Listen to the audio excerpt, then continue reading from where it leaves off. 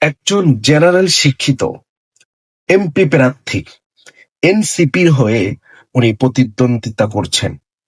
মাশাআল্লাহ, ওনার কোরআন তেলাওয়াতটা আমার হৃদয়ে ছুঁয়ে গিয়েছে। আপনাদেরও ভালো লাগবে আশা করি। উনি হচ্ছে ডাক্তার আতিক মুজাহিদ ভাই। ওনার মধুর কণ্ঠের তেলাওয়াত আমরা শুনবো। আর তার আগে বলছি, অবশ্যই অনেক ভিডিও তো আপনারা শেয়ার করেন, কোরআন তেলাওয়াতটা একটু শেয়ার করে দিবেন। চলুন তার কোরআন তেলাওয়াতটা শুনে আসি।